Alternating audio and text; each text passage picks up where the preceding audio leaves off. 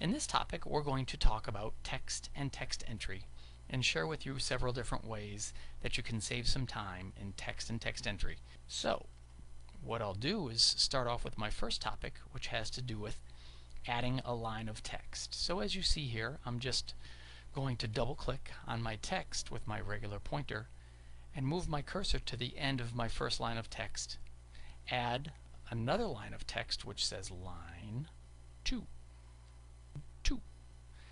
And then I'm going to go to Composer, and you see that the dilemma is that line 2 went directly on top of line 3. There's a quick and easy way to deal with this situation, and that is to click on Reset All Line Spacing here in the text entry dialog box. Now when I click on Composer, you'll see that line 2 and line 3 are spaced out quite nicely. I'm just going to undo that and undo that just so I'm back to the beginning, and I'm going to show a similar way that you can do this with text on the work surface as well. So text on the work surface is this tool over here. You fly out your text tool, and it's your first text tool that's available, and I'm going to put my cursor here at the end of this first line, press enter, and type in line 2, and again you notice that the same thing happens. In this case I'm going to go to the text menu and then click on Reset Line Spacing, and you notice that it adds in the spacing between my second line and my third line. If I'm in text on the work surface again, I'll put my cursor in the middle of this first line. You can also hold down the control key and press enter, and that will also automatically add the space for your additional line between the previous lines of text. So now I can just type it right in, and everything is nice. Another thing that I'd like to show is kerning. Kerning is basically spacing between any two character pairs. So as you look at this, you might say to yourselves, well, the K and the E, they look to be a little bit too close together. I wish I could just spread out those two character pairs just to give it a little more breathing room. So you can do that also very quickly and easily through both text on the work surface as well as using text in the dialog box. So using text on the work surface, I can click on my text on the work surface tool and put my text on the work surface cursor between the K and the E. And then I'm going to use my kerning characters. The kerning characters are the less than symbol and the greater than symbol on the keyboard, or shift plus comma and shift plus period. So to add a little more space between the K and the E, I'm going to hold down my shift key and press the period, and you notice that it's adding in a little bit of space between my K and my E. If I want to go over here and just as an example, I'll do the same thing between the N and the G, except I'll reduce the spacing. So in this case I'm using the less than key on the keyboard, and you notice that every time I press the key, it reduces the spacing by just a little bit between that character pair. Another way that you can do kerning is to double click on your text with your regular pointer and go into the text entry dialog box.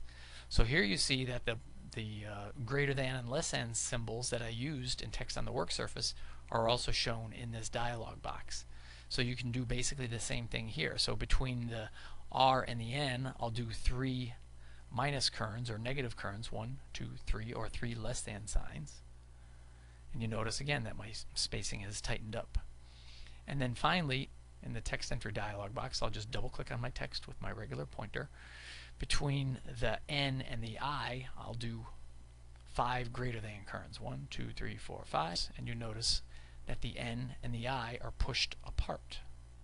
So that's kerning for text. Another feature that we have, which is primarily designed for the Gerber Edge, is a feature which is called small text.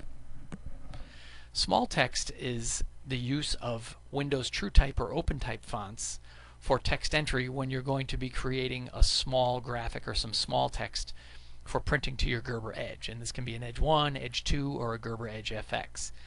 And small text will look much better when you're printing at smaller sizes, such as something less than 20 points or 15 points or 10 points, or maybe let's say 0.2 inches or 0.15 inches or 0.1 inch. And instead of getting what I call sort of inconsistent printed results, if you use a regular Gerber vector font, you can use small text and get much better looking text on a small basis when you print to your edge. So to use small text, you just go over here to your text entry toolbar, you'll click on it and hold it down, so it reveals your text toolbar, your text flyout, and then you click on the third tool, which is your small text dialog box. I'm just going to zoom out a little bit here. And then you click to locate where you would like your small text to be, and it brings up a very basic dialog box. So you have your justification, and then if you click on this letter A, you can select your font and some basic font properties. So let's say, for example, I want to use Baskerville Old Face, and I can choose regular, or there might be italic or bold in that list. For this particular font, it's just regular. And you can choose your point size. So here, if I want to make this to be 8-point text, I'll make it 8 point, click on OK, and then I'll type in A, B, C, D, E, F, G. Now when I click on OK to go into Composer to show that, you see, I'm just going to zoom in on this small text. You see that it shows your text in a filled mode. So this is in show filled and this is in wireframe. Because it is true type or open type text, it actually always shows in a filled or a non-wireframe mode because it is true type text. When I go to print this very small text out to my Gerber Edge, and again, whether it's an Edge 1 or an Edge 2 or an Edge FX, let's say that I'm printing at the standard 300 dots per inch. When I print this 8-point text using the small text feature, it's going to look more consistent and much more legible than if I were to take a similar Gerber vector-based font and try to print it at a similar small size. So that's small text. Another feature that we've added in Omega 3, and it's also of course in Omega 4, is that your connected fonts such as Commercial Script connect automatically. So I'll go into the text entry dialog box and choose a connected font. And I type in GERBER and then Scientific for a second line. So you notice down here under font, when using connected fonts, you can either connect manually using the old close characters, or you can connect automatically, or you can also optionally, a third option is to automatically close the characters but not join them together. The one that makes the most sense is to connect automatically. So I click on Connect Automatically, I click on Composer, and you notice that all of my characters are closed and connected automatically. Another thing just to show real quick is that we now have implemented the change case feature in the text dialog box.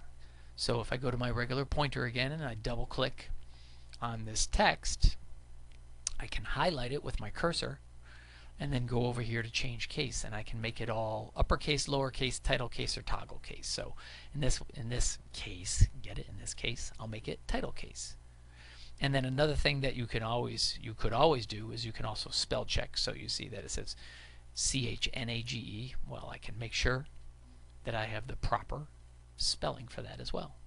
Now it's all upper and lower case as it properly should be. In terms of change case as well, we do also have change case using text on the work surface. So if I go to text on the work surface and I highlight my text and then go to the text menu, you can also change your case right here. So again, you have lowercase, uppercase, title case, and toggle case. So if I want to make it all lowercase, it's all lowercase now. Another thing, another new feature that we've added is that you were not previously able to use spacing if you converted a TrueType font for use in Gerber Omega as a Gerber font. And you can now use spacing when you convert a TrueType font into a Gerber font. So here's a font which is, let's double click on it and take a look, Algerian, which is converted from TrueType into a Gerber font. And right here in text on the work surface, if I go to my text on the work surface tool, put my cursor in the middle of this text and then go up to my text or character spacing, you notice that I can now click and drag, change the spacing, even though this was a TrueType font converted into a Gerber font. This tool here is different from kerning in that I'm changing the spacing for the entire line of text, as opposed to just an individual character pair. So if I want to make the entire line of text to be wider or narrower, I do that with this spacing tool. If I want to change the spacing between the P and the A here, I can go to text on the work surface, text on the work surface, click between those two and use the less than key just to bring that in a little bit tighter. There we go. Another important feature that's in Omega 3.0 and Omega 4.0 is that you have much better retention of colors that you assign when you assign it to text. So for example, in this example here, you see colors. In the word colors are 1, 2, 3, 4, 5, 6 different spot colors assigned to that one word colors. When I double click on this with my regular pointer, you notice that I actually have these change symbols between each of the colors. And when you look down here, as I move my cursor through the text, you notice that my colors actually change as I go through the text. So color is now an attribute of text, similar to height or font or slant, which is why you see those change symbols. So I can go through here and I can put my cursor between the T and the A and go down here to a new button which is called color. And I can click on it and I can bring up my fill dialog box right from text entry. So now I can change it from intense blue to light purple from this point forward, and you notice that my change symbol went into my text. And now when I generate my text and look at it in Composer, between the T and the A, it now changed from that intense blue into light purple. And because it's an attribute just like font or slant or what have you, if I change any of my text attributes, my colors will remain the same. So I'll change it from Clarendon Bold to Clarendon Medium, for example. I regenerate it and my colors stay put. So this can save you a lot of time going back and forth and reassigning colors as you look at different text scenarios or change your text spacing or whatever you might be doing. Here's another feature that can also save you some time again, and this is copy and paste. You can actually copy text from other Windows applications and paste it into Composer. So let me just delete this. And what I'll do is switch over here to some basic text that I entered into Notepad. So you see just a couple different names, and what I'm going to do is just highlight this text, and then I'm going to go to Edit and Copy. So I'm copying it out of Notepad, or it might be Word for Windows, or it could even be a web page or something like that. And now I'm just going to get back here to Composer, so I'll hit this little down button. And now I can go to either text on the work surface or my text entry dialog box. If I click on it and then I click it over here, when I do my paste now, if I go to Edit and Paste, what it's going to do is going to paste the text that I copied from Notepad, and it's going to use the font that I had selected, the text tool. So because I had Algerian chosen up here, it all came in as the font Algerian. The same thing holds true if I go to my text dialog box. So if I click, I'm going to go Control V on the keyboard, or I could also right click and just go to paste. And it pastes it in there, and it's all going to use Gil KO as my font. And there it is.